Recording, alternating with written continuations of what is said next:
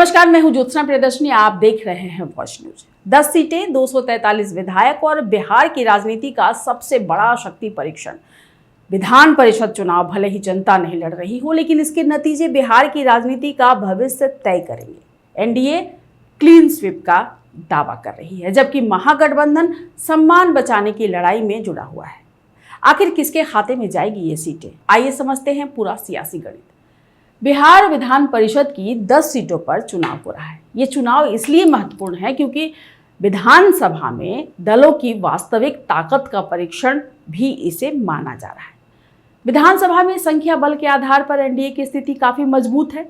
भाजपा, जदयू, लोजपा, हम और सहयोगी दलों को मिलाकर एनडीए के पास स्पष्ट बहुमत है। राजनीतिक जानकारों की अगर हम माने तो एनडीए आसानी से 8 से 9 सीटें जीत सकता है। वहीं महागठबंधन की कोशिश कम से कम 1 सीट सुरक्षित करने की रहेगी।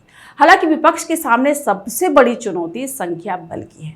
इस चुनाव में कई बड़े नाम चर्चा में हैं। कुछ ऐसे भी नेता मैदान में हैं जिनके लिए विधान परिषद पहुंचना राजनीतिक रूप से बेहद जरूरी माना जा रहा है। यही वजह है कि सत्ता पक्ष ने उम्मीदवारों के चयन में काफी सावधानी बरती है।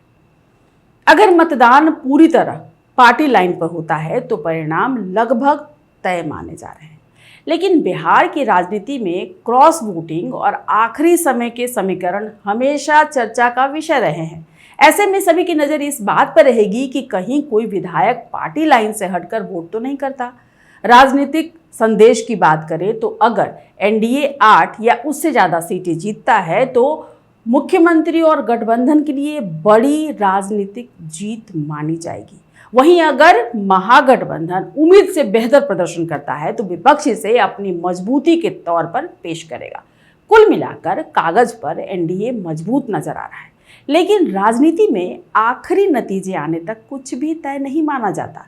अब देखना यह दिलचस्प होगा कि विधान परिषद की इस लड़ाई में जीत किसकी होती है और बिहार की राजनीति में कौन नया संदेश देता है।